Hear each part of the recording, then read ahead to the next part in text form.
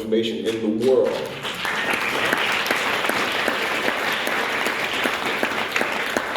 So let's start with 4-part series. How did it happen? Where did it start? You want to start, Lorrie? You want to start, Chuck? Well, number one, it was always on my mind for years. I'm 12 years older than hip hop, so I never was in like, oh my God, or awe of it. I was always in the awe of our Black creativity and culture, which understood it was musicianship, vocalization, dance, and art. 1973 comes along, and it's still the same thing. MCing is vocalization. Musicianship is DJing. Art culture, I used to look at trades and be like, I don't understand how that brilliant piece of graffiti got covered by this whack kid. Not everybody deserves a spray can. I used to be real critical. Matter of fact, I was really like I was arrogant as an artist, you know? And then there's dance culture, which has been here thousands. So we've been around thousands of years doing great things, and the terminology coming from a city that was left for dead, out of the concrete arose, sprouted up, called hip hop. And it was always on my mind like, damn, you know, this narrative has to be protected, but I'm not gonna have no conversations with big corporations because we don't really talk well.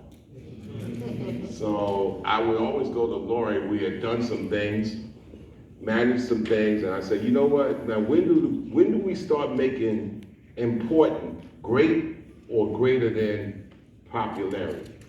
And this ended up being conversations that started happening with places that I respected, like PBS, BBC, as opposed to the Viacom networks.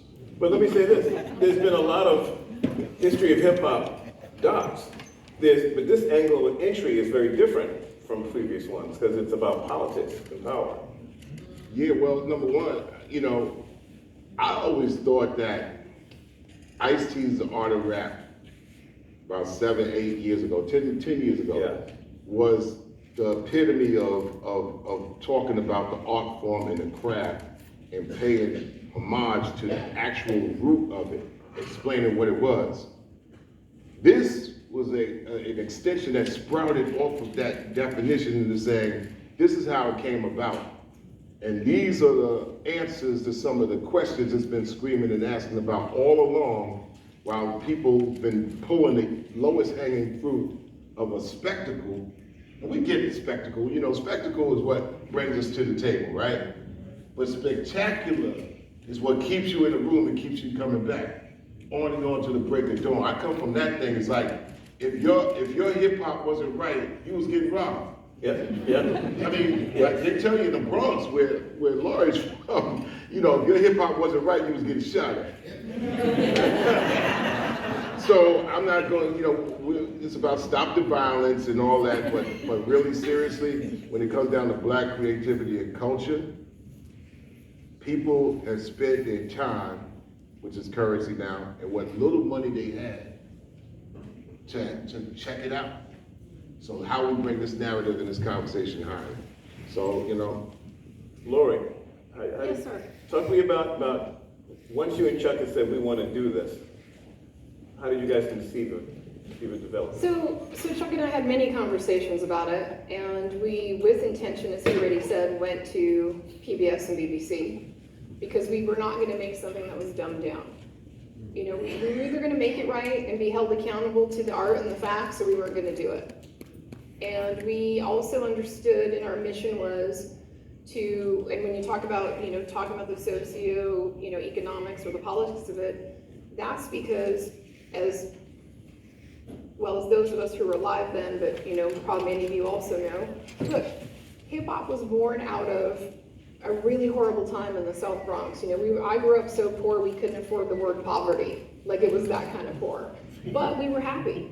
And all around us, and this is one of the beautiful things about human beings, is even though the South Bronx and the Bronx in general, and actually all of New York was under siege, people will still find their joy and know how to make art.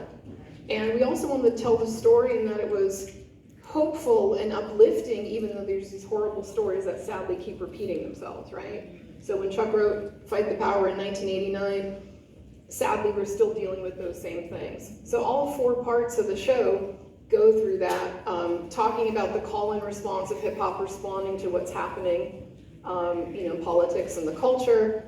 But, oh, I'm sorry, I'm really tired and jet lagged. I just realized I lost what you were saying. But so how it came about was we went to PBS, we went to BBC, and we had this vision. And they were great partners, and they let us do what we needed to do. It took a little bit longer than we had wanted. We had hoped that it would have been in the can earlier last year, but we always wanted it to, air this year for the 50th anniversary.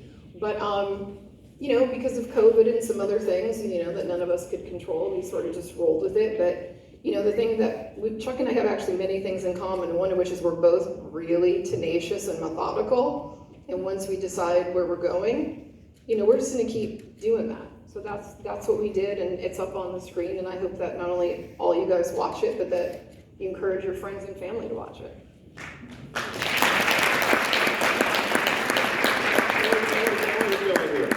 Bill, you're a big monkey at PBS, and now Chuck D comes in, who's a legendary radical, wants to do a thing about politics and hip hop.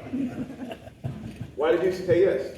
It was not a long conversation between Sylvia and me. Yes, we're going to do this.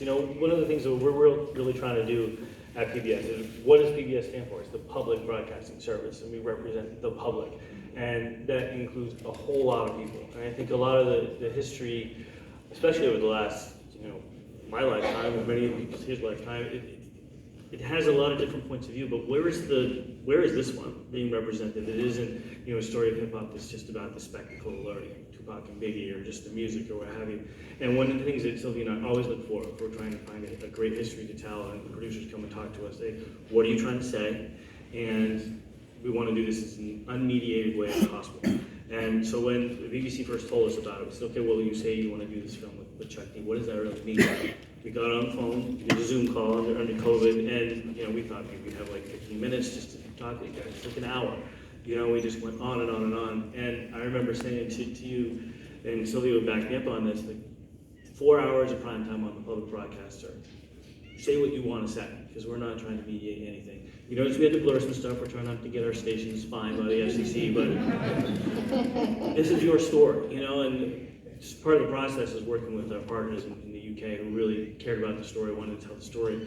Again and again, we kept going to them like, you have some great experts in the show, but you have the people who lived it. Let them tell the story that represents a lot of our lives. This is a different way to understand the last 50 years. How is it working with, the British are passionate about black music, but there's definitely, they're looking through it through a parallax view. Their angles sometimes go this and that way. How is it trying to make those relationships, and anybody jump in? I had a lot of conversations. But look, the great thing about them is, and this is one of the reasons why we chose them, Chuck and I, is again, we didn't want the message to be dumbed down.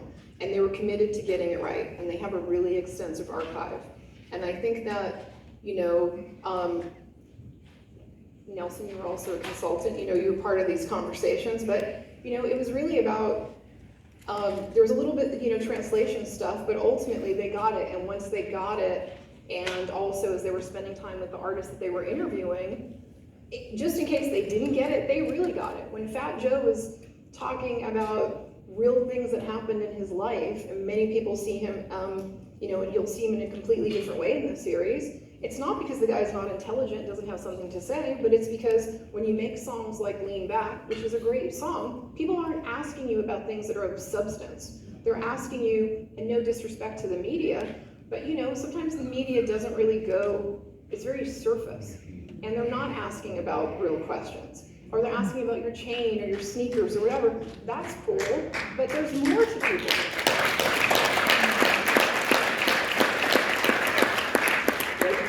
Good moment. You have 4 episodes. We saw a bit of episode 1. Can you kind of walk us through what the 4 episodes cover? We literally cover everything from the birth of hip hop, but again, not in a historical, like this artist did this and sort of. It's more about the tone in the songs that were specifically, if you think about it more in songs, that were the response to what was happening. So, you know, you saw that the message is what gets talked about, and that was a real pivotal point for hip hop, you know, not just in our opinion, but as we know, because it went from a party jam to that. And then we talk in the episode 2, we talk about what's happening with police brutality specifically in the West Coast, but that's what gets you to NWA. And obviously, you know, there's some, I don't want to get beeped, I don't know if I'm gonna get in trouble, but you know, everybody knows the F the Police song, but we're talking about that, but we're talking about the circumstances. We really get into what happened, which was, again, this planning of people, police brutality, not new, but in the early 90s and late 80s, because of the war, quote, on crack cocaine, which was another excuse to just decimate a community, we get into those issues. And sort of the gateway in a way are the songs, and then we talk about that. And then in episode 3, we touch on everything from women in hip hop and misogyny to, you know, the Clinton 3 strikes policy, which again, really important that people don't talk about. And then by episode 4, we touch on Black Lives Matter movement, which there's no way we could wrap our arms around how important that movement is, not just in this country, but worldwide. But we talk about even, you know, Kendrick, It's All Right, and we also talk about, you know, at some point we also talk about Eminem, which some people will be surprised, but it's because they don't think of him as being political. But the fact of the matter is, under Trump, other than Chuck, there were very few hip hop artists that spoke directly to Trump. And Eminem went on BET, and instead of doing a regular cypher freestyle, he completely targets Trump in 2017, the height of Trump popularity, and says as part of his thing, like, I'm drawing a line in the sand. If you're a fan of Trump, you're not my fan anymore. And those things are important only because we have to speak truth to power, and it's happening, but no one's talking about it. They're instead talking about what people are doing on Instagram, who's dating who, what chains people are wearing, what car people are driving. That's cool. We all know about that. People are more than those things. We need to talk about it. Do you think that, please.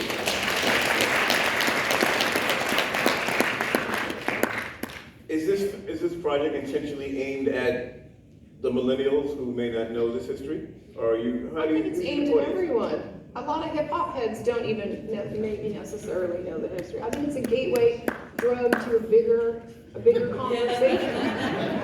I would say that the drug of the modern world is celebrity. Yes. Absolutely. Right? But also, we can't make a claim on anyone, especially, no one owns the culture. That's right. This is not a Chuck D documentary. I'm at the gate of accountability and responsibility. And you know, like, we often are off the skids thinking that, okay, that's a good look. That's not a good look. Because we all screen ages now, right? We got to go beyond the good look. What's a good read? What's a good listen? What's a good conversation? What's the good logic to make this go to the next story? I mean, look, it's like the water. You don't make the horse go to the water. You have to have the water that's good, and it will be found. I mean, the key in this statement of fight the power, how hip hop changed the world, the key is world. If you allow this government to keep you in a 2,000 by 3,000 mile United States of America box, you're not aligned with what the culture has already done for the last 40 years anyway. The spirit that came right out of this city, it comes right out of this city.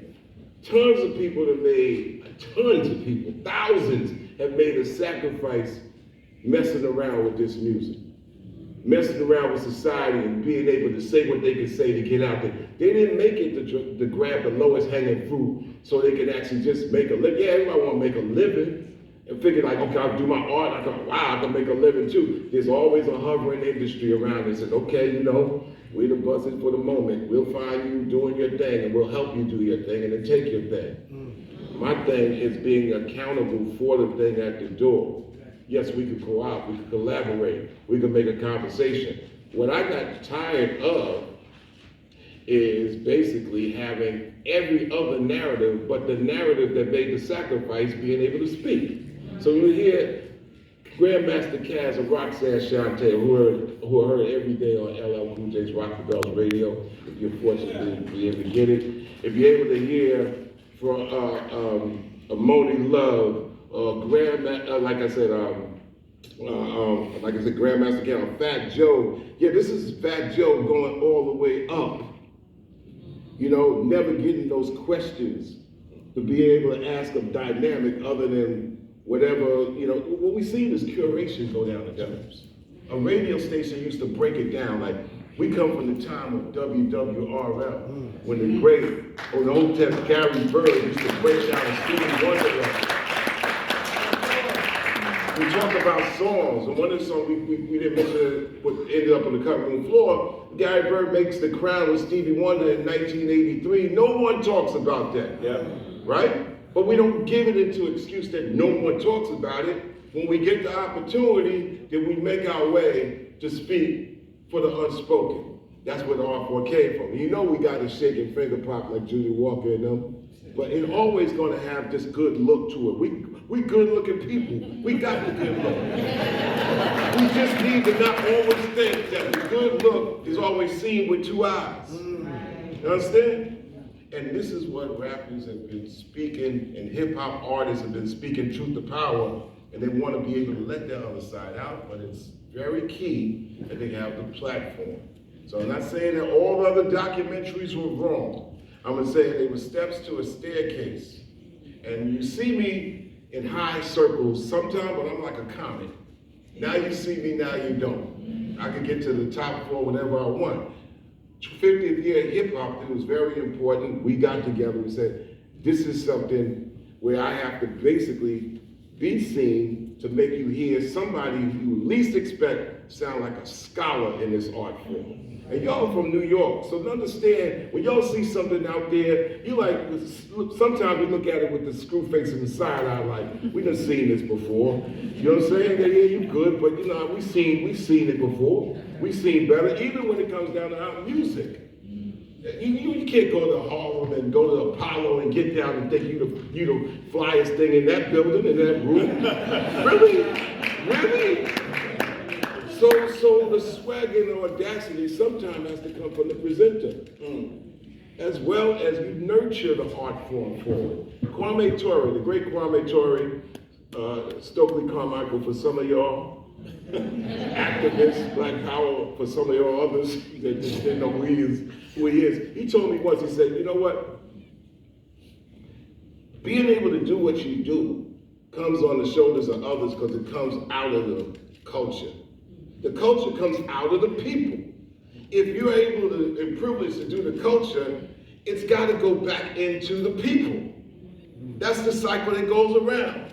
When it's interrupted by all these other this, that, and the others, then you have something that takes the narrative some other place. And that's what's been happening for most of the 50 years. We hope that we get another 50 years by steering the narrative forward. And that means all other things combined with it, be it commerce, be it the arts. This is a learning process. What better place to be when you turn on, back in the day, you turn on channel 13, right? Next to electric company, Sesame Street. It becomes a part of your social curriculum. You don't go to social media to get your social curriculum. It's not advisable because you can't have champagne and poles in the sandbox. You got places for everything. You don't get your curriculum there. You got to get your curriculum from studied places that raise the bar over the bars. I told them about the title of this series, and they said, well, oh, it's about that conscious rap stuff, huh? So it's probably getting me into the dead presidents, and you know, they for a lot of people, they see politics and rap as an era, like the era you and KRS-One were in, or what Dead President, or even like, oh, Kendrick's doing this little thing here at this moment. The difference, I think, what your show, what the series tries to do, is connect that even in eras when it doesn't seem political, hip hop is still making statements, still making powerful statements. And but I think the challenge of the series to a lot of viewers is going to be, they see anything connected with politics and hip hop as an era or as a genre, as opposed to an ongoing narrative. You know what I'm saying? That drives me crazy. Chuck and I have talked about this a lot. Even when Chuck and Flavor wanted to remix Fight the Power 2020, we talked about people to be on it. Questlove was really involved as a producer. And, YG was one of the names that came up. And people who don't really know YG were like, well, why is he on it? And we said, look, he's a human being who also did a song, F Trump. But people are complex. You can party over here sometimes, and then over here you can storm the Capitol. And I meant that in a good way.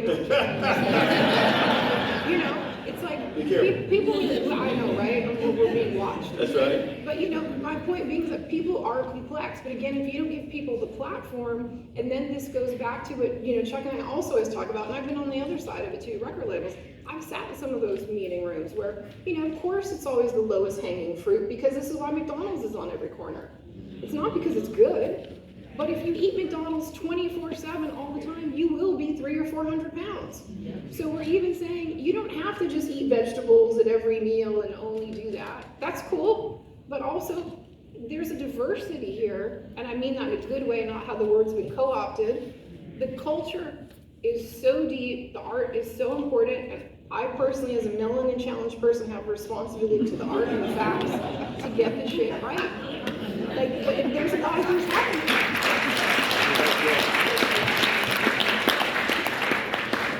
She had to get it right. I mean, she has a high skill set getting people together. And like I said, in Britain, with the directors and people Black Brits especially, they've taken absorbed hip hop and they have the connection. They have the connection with USA hip hop, Jamaica, all that cycle of activity, and they go intrinsically into it. And they put it, you see that, Mark, after they go into the details of the fact. When they were actually maybe 30 years younger and from 5,000 miles away, it's like, how do you know that? And they ask questions, they step back, and they get the feel, they get the design of it, they get the sensibility, and they say, you know what, this story should be told. You already see it when you look at the movies and you see a lot of the Black British actors, you're like, how the hell did he get that Chicago accent?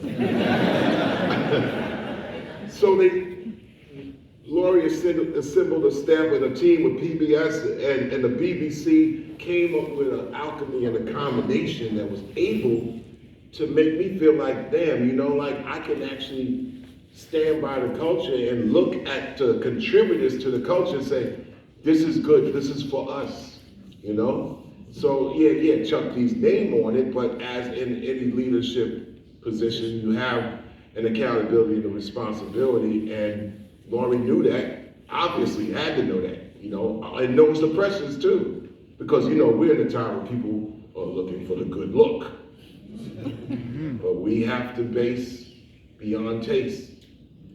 Preach. Right? Asking simple questions they used to always say, Public Enemy political, but NWA street. What? And I used to say, you know what? Political is just knowing who running the streets. Yes, sir. Street is just running in the streets. Yes, sir. When you know who running the streets, and everybody in Harlem always knew who really was running the streets back in the day. Yes, sir. One of the connecting forces to lead me into Public Enemy in the first place was WLIB. Yeah. People kind of forget. They talk about Fight the Power, like Fight the Power was a standalone song. So Fight the Power was a soundtrack for Do the Right Thing. People, I remember that. So you got to keep reminding people. And then, what was the theme in Do the Right Thing? Samuel L. Jackson's character, who's been kind of looked at, right? He's been normalized into every time Samuel L. Jackson talks, he's cursing, right? Right. His role in Do the Right Thing. So you're looked at. Love Daddy, that was WLIB. Yes, sir. Yeah. Because at that time in New York City, that was the thing that connected the boroughs and the surrounding tri-state area. So for the first time in New York City, if there was a problem in the Bronx, somebody in Brooklyn was like, damn, that's what's going on up there. Word up. Because straight up and down, there's no reason for somebody from Brooklyn to go to the Bronx.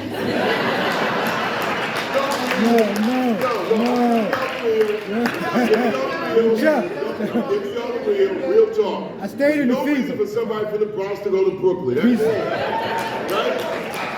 Right? Just the unbelievable train lines connected us. 371.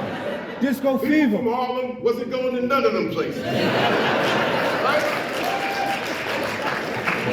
Queens and Long Island had to visit those places. And nobody was going to Charlotte. Because it wasn't Charlotte, it was Staten Island. Catch a boat, Richmond County, don't get caught there, Mafia, hey, you know what I'm saying? WLIB connected the tri-state area in a way that has never been done before or since. Out of that Big Bang Theory of a time, hip hop, film, all this thing. Disco. Yeah, exactly, happened. You know, so we take heed to that hip hop was in that circulation. You know, we come from a time where they talk about Studio 54, right? I couldn't, listen, my first job, I worked down with my dad on Lexington and 3rd, 1977. So that's how far ago. I've had 16 jobs before my rap career. That's why when I look at rappers crying and complaining, I'm looking at them like, I don't know what you're talking about. You ain't never had a job. That's why you complain. So I'm working on 3rd Avenue, getting ready to take a train and 2 buses back home, right? Studio 54 is hot. Then you couldn't get on 56th Street.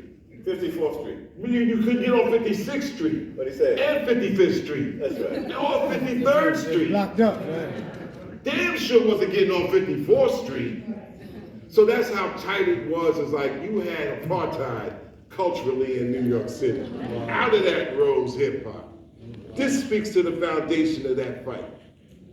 That's why if anybody feels like, oh man, this, I always try to talk to younger artists all the time, because younger artists, as with younger people, sometimes in this day and time, like to use youth as an excuse.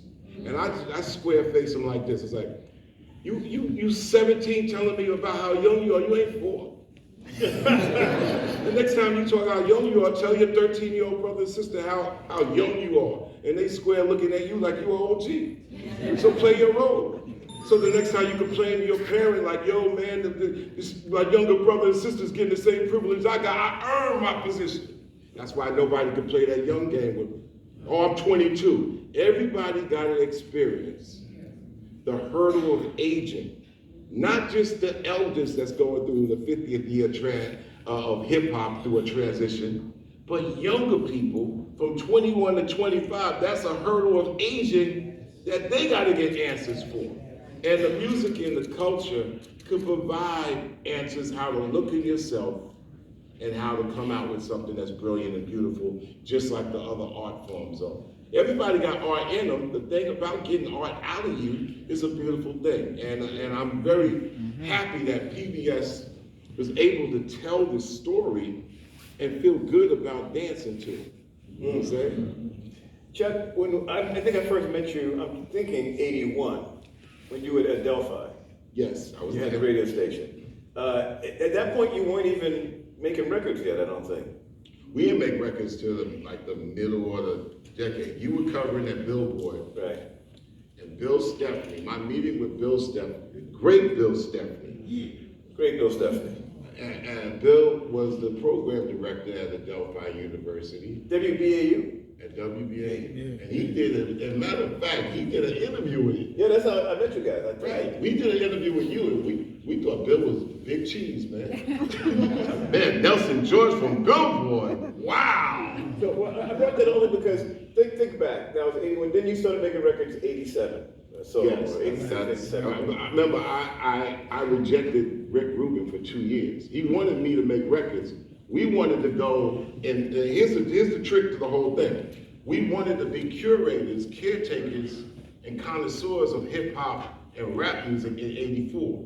We wanted to do syndicated radio. That's right. To treat all the people doing it and treat them right. Like, I believe that in a way of an NPR of introducing records. This is the artist, this is their song, This is what they mean. You already got the excitement and the entertainment from the song. You ain't got to be like trying to be better than the song. And once they took the DJs from talking to the people out of there, KISS really started like more music, less talk.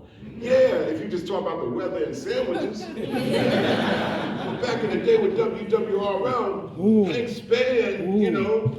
What about the Chief Rocker? Yeah, Chief Rocker. Frankie Crocker. Frankie Crocker, no doubt. I'm saying that. But And Frankie was on WWRL in the city first. Yeah, first. And MCA. Every night. Reverend, oh my God. Exactly. So they would break down. Listen, they would play a record. Like I said, Gary Bird earlier. They would play a record. They would tell you exactly where the artist was from. They would tell you every single member in LTD. They would tell you Earth, Wind, and Fire and break out not only the main cut, but also the other cuts in the Earth, Wind, and Fire album from Warner Brothers with Melvin Van Peebles. They would inform the man. And nobody was smarter than the New York City audience because the DJs would make the records, break the records, and talk to the people. The minute they took the DJs out of it, and even rap DJs had a little bit of leeway, but they never used to let Chuck Chill Out and Red Alert talk. And Mr. Magic was a big key part. But everybody said, you know what, curation of the art form after Mr. Magic, then it turned into lowest hanging fruit and candy. And so therefore, especially in the CD era, when everything turned into track 6. Master of ceremony, track 9. MC was a master of ceremony, a hosting, a presentation Master of of ceremony. information. And when you got, now we just use MC generically, but MC means you're presenting information to the audience. Yes. Master of ceremony. The ceremony is the music. Exactly. And you were bringing it, and so. Nobody did it better than the people in this town. And when you go to DJ Hollywood, Eddie Cheever, Lovebug, Starsky. That's 371 right there, son. Come on, Places man. like 371, which for the older crowd, but the younger MCs even knew how to present the records. They didn't get in the way, and that's what made people infectious on hip hop. A record that people rarely ever talk about. Hey DJ by the world famous Supreme Team. World famous Supreme Team. At the end of the dial, it was about percentage used to build with the whole flows and stuff like that. Yeah, they played the records, but at the same time, it's like, yo, man, I gotta hear, you know, just a line, see a line, you know, mastermind. I got to get it. And the minute you take the DJs out, as a matter of fact, yesterday was DJ, the past couple of days, DJ Day. DJ Day, National DJ Day. International DJ Day. Once you take the DJs out, and this is what Lorrie and the whole crew and everybody spoke to about the art form of hip hop, is that it's the 4 elements that gotta be in step. It's panoramic. But I think one thing that comes up in the film and in your conversation is the fact that there's this artificial idea, and I think I probably had it at first when I was young, and I don't have it anymore, is that hip hop was a break from the past.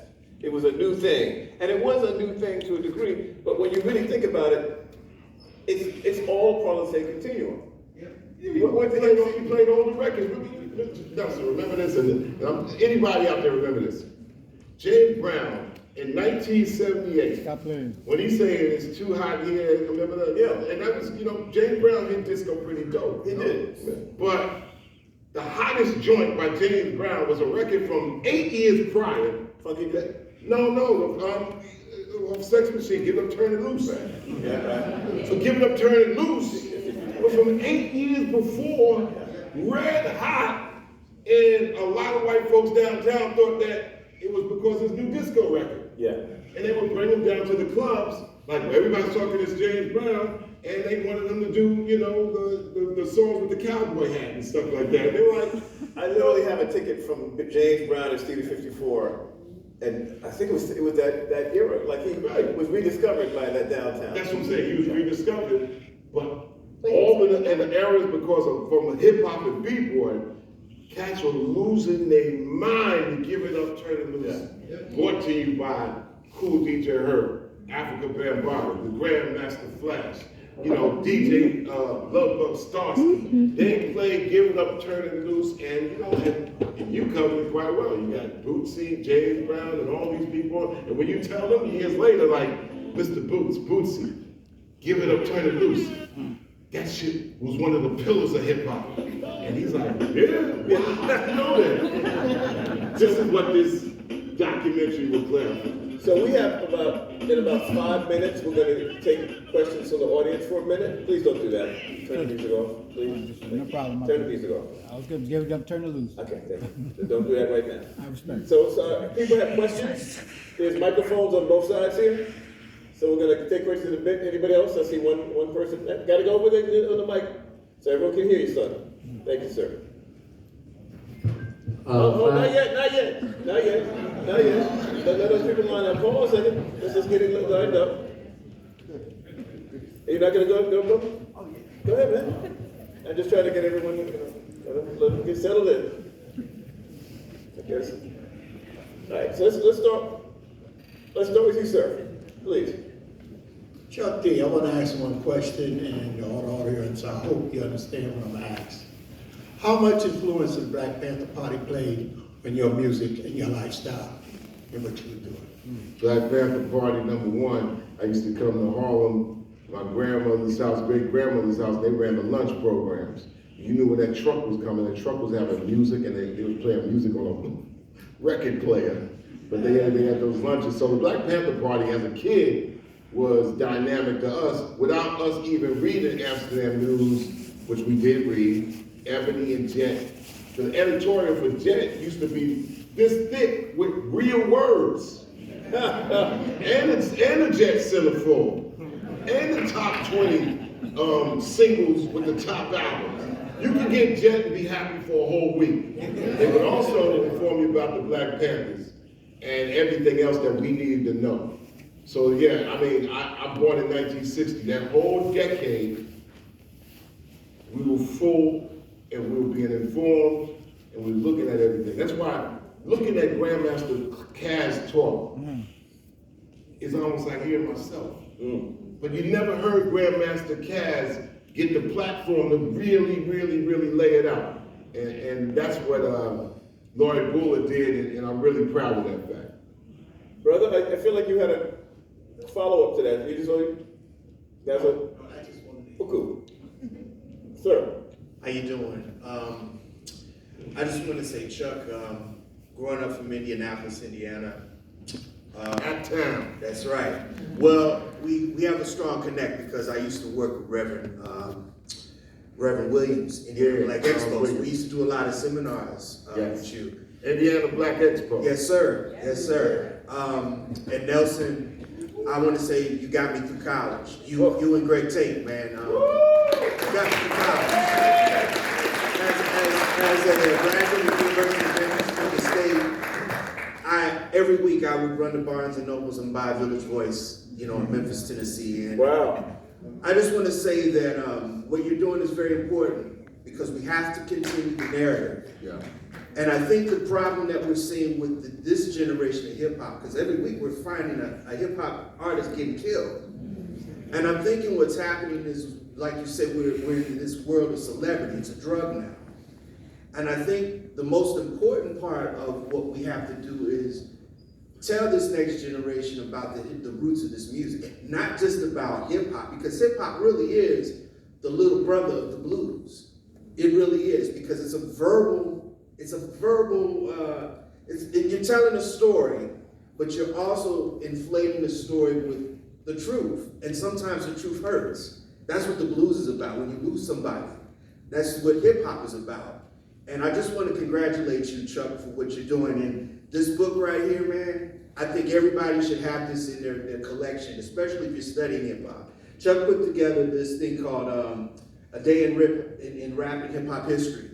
And he breaks down bits and pieces of hip hop as it evolved. So I'm telling you, the narrative I'm not saying that white folk have done a bad job telling our stories. They've told our stories, but they made a lot of money off of it. But we have to go back and change that narrative. And I hope that this documentary continues that dialogue. Brother, can you autograph this one?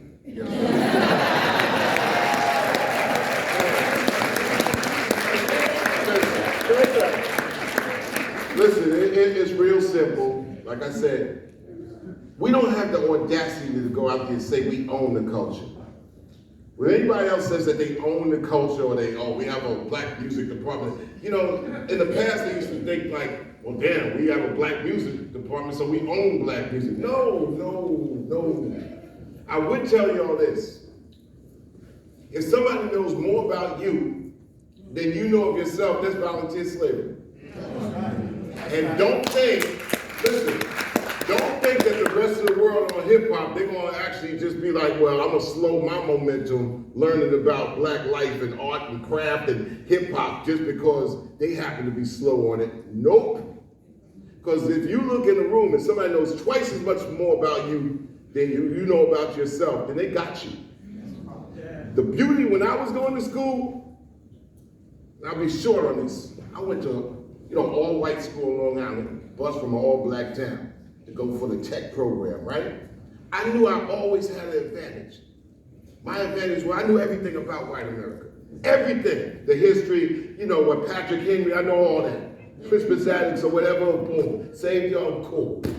But I also knew what I had to know. I had the advantage. I know everything about y'all don't know nothing about me at all. These are some of the things that also come out in hip hop.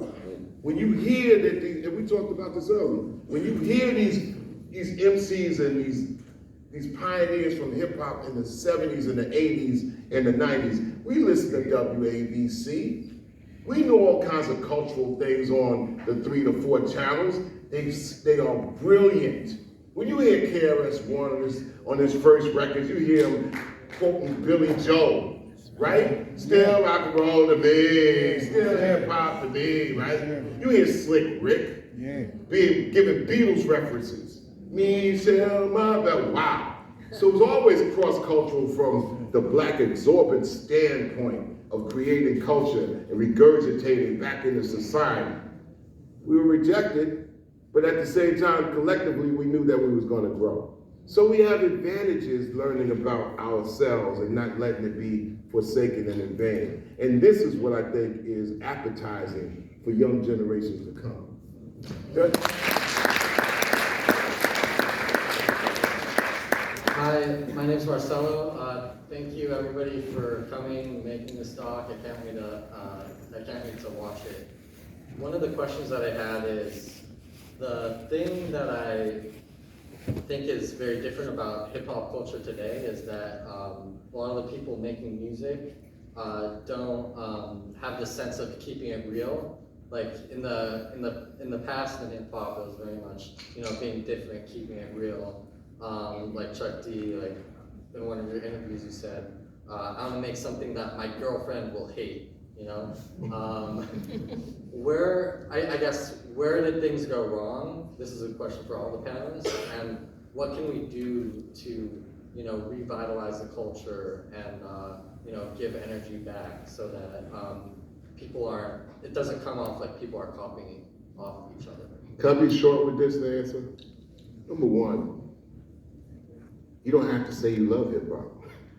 We don't, you know what I'm saying? You don't have to be real with a screen in between. That's why they have avatars.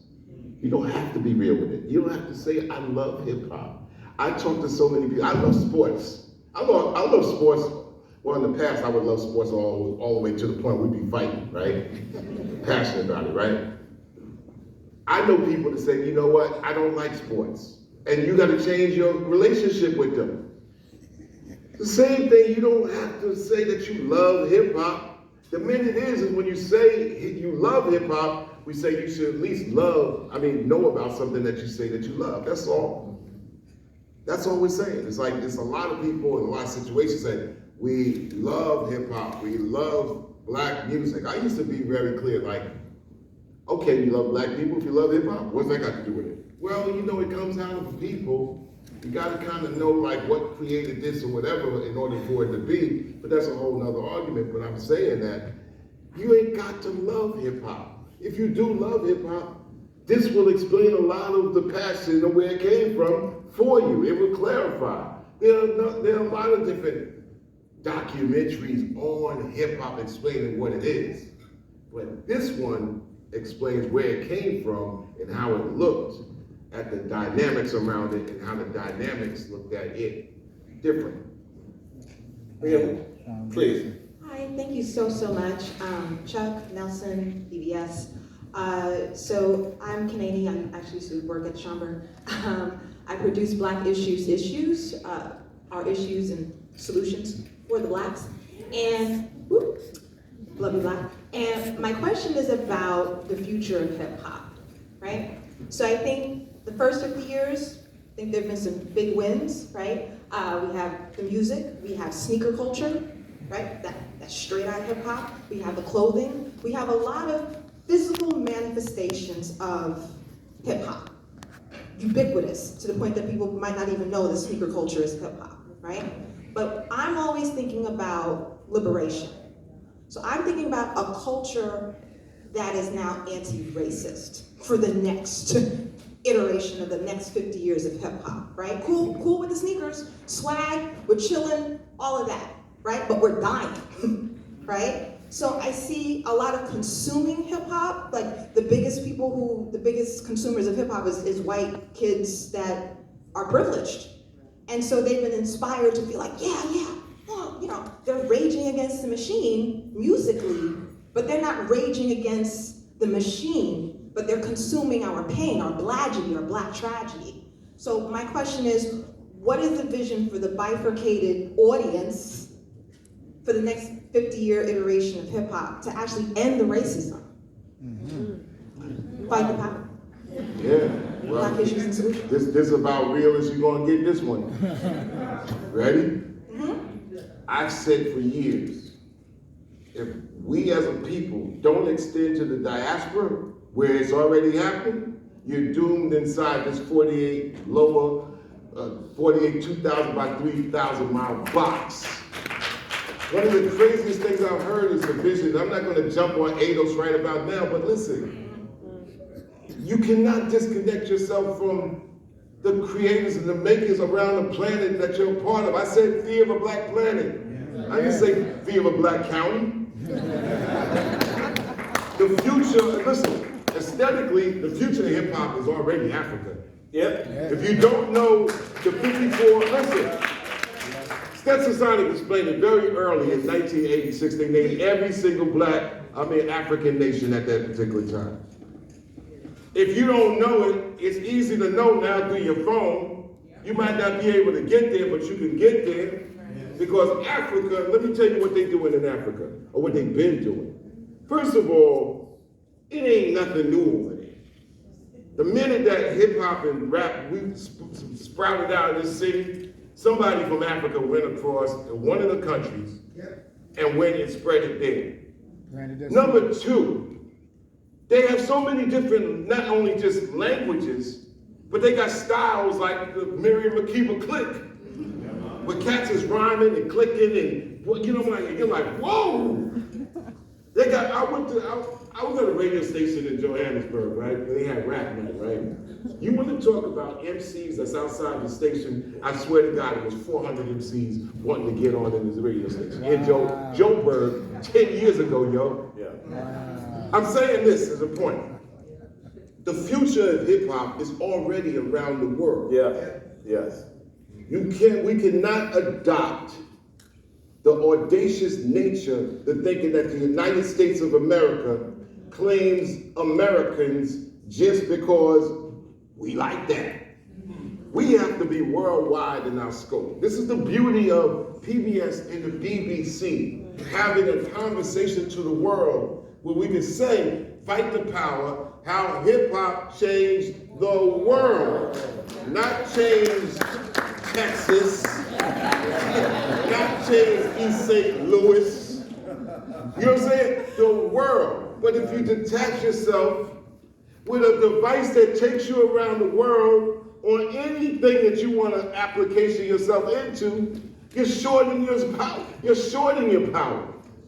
And understand, they're going through this, that, and whatever for the last umpteen amount of years, 75, 80 years, even calling themselves independents, and they got the trick game flowing there. The future, if I had to break it down to the construct of Black people and racial construct in the United States of America, if you cut off the rest of the world, we are doomed here like it's a cell. You open yourself to the world. because possibly it can be an idea that will save and propel you into the future. Yes, it happened in New York. Yes, why? It's a melting pot. Matter of fact, it's one of the most important melting pots of the last 150 years. You don't stop watching PBS because it doesn't show you hip hop. PBS has so many documentaries that will show you, just in a series, New York, New York, it'll tell you what the name of these streets and where they came from and what they mean. You open your education to where you're at, and you build on who you are to connect to others who you are and where you're going to be. The future of hip hop is Africa, and we need to be in tune that. And Africa doesn't mean the continent. Africa means everywhere. You know? I think that one thing about Chuck that really has set him apart from so many people I know who came up in hip hop and just in black culture in the last 20, 30 years is that Chuck early on used to say to me, yeah, I know you guys in Brooklyn are good, and you got Fort Greene, you got Spike Lee, you got all that stuff going on in Fort Greene, but there's a big country. And I've been around the planet, at that point I think he'd only been 9 times. And so Chuck has always had a global view of the culture in a way that very few people I've ever met have, even artists who travel. Chuck sees and he connects. I think this is a good time, to put a commercial in for Rap Station.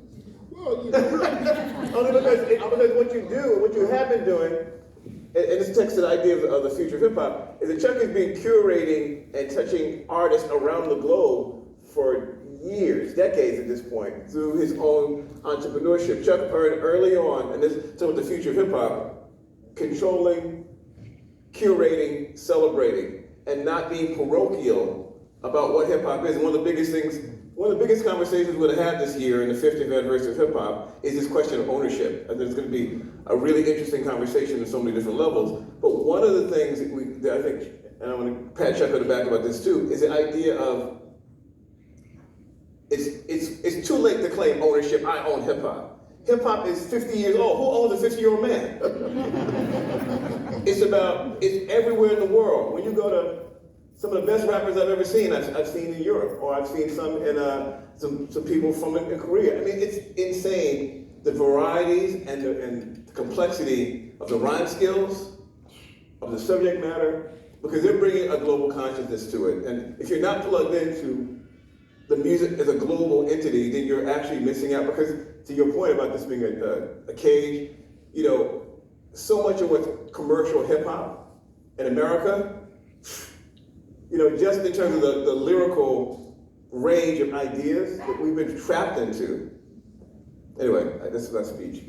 Go ahead. The languages, one of the biggest leaders of the protest movement in Iran was rapping in Persian. Yeah. And it's non-trouble. Yeah, my biggest regret is not learning another language. To go around the world for so many years and all that, I never learned another language, which is my greatest regret. And you could be in front of, and this has happened many times. You'd be in front of 75,000 people in different parts of this, and not just Sao Paulo, Rio. You're looking at 75,000 people that look just like you, that gotta come meet you halfway and beyond to learn English, but you can't figure out the slightest bit of Portuguese patois. That's my failing. That's my failing. The future of hip hop is gonna be like this cats that I know cats that can braid, they can spit and braid their languages, right? Get the crowd moving, right? And then go off and playing some instrument while they spitting in different languages. I'm like, there is no standard for that. It's like, it's out of here. So I don't want to hear like, yo, man, my man's coming from whatever, he's gonna change the world with his style from Baton Rouge. I'm like, cool. No disrespect. Like I said, I'm a sports fan. Let me tell you this much about sports. Trust me, if there was there's already a 7'5", player from France, right? That they already marking for the NBA. And I used to say this all the time. You know what? Sports will find that person that's phenomenal. If that person's walking around in a basement in Benin and he's 7'5" and got skills, they're gonna find him. Sure enough, The number one draft pick of next year is a person they found that plays what? The same sport that we've dominated in this city. Or started off dominating every city. And then it metastasized, right? So, but I'm just saying that the same thing with the arts. The arts can be found anywhere, and the beauty of it is that you got a gadget that will take you there, absorb it. It will do you justice. I told many artists, I said, the arts is a high that you can't get past. To get double high when you're doing the arts at its best, it's redundant. When you're doing this art thing is really popping off and jumping off, there's no other high that can go past that. I'm telling you, straight out. You have many people I talk to, it's like, oh yeah, you was in front of 75,000 people, huh? How'd that feel? I can't even describe it, son. I can't even describe it. It's something in that. And back to the documentary. The documentary, it's like in the beginning, I used to always wonder, like, how they gonna put rap on a record? I thought it was inconceivable. Trust me, I'm here dancing to Eddie Chiba. I'm coming out with my rap record. I'm like, how you gonna put this thing on a record? Because a hip hop thing was like 4 hours long. It was all kinds of things going on. I was like, you crazy. Then when it happened, King Tim III, the Fatback Band was like, wow, that's something like that. That's a little bit like Picnic Markham, you know, Here Come the Judge, you know, but they didn't call it a hip-hop rap record. When Sugar Hill came out rocking the hardest rock record of the summer, Good Times, I was like, wow, that's a rap record. Now here's the ironic twist. That record was 16 minutes long. Now, the ironic twist is that, and Nelson, I think you covered Rappers Delight when it came out with the little boy. The ironic twist was not how long that 16 minutes was, they took a 5-hour thing and knocked it to 16 minutes. It was the compression that bugged me out. And from that point on, it's exploded into universes, you know? No big pun intended. I think we're wrapping up, aren't we? We are. So I hope you enjoyed this, but particularly.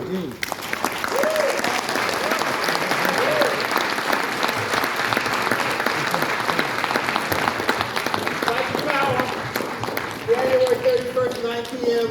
to PBS. So before you all leave out of here, I want to first say thank you to Nelson George, to Lorrie Boula, Bill Gardner, and the incomparable Chuck D. Thank you so much for all being here. I feel like we need a part 2 with Chuck D. Also, I want to remind you, as they mentioned, this documentary will become available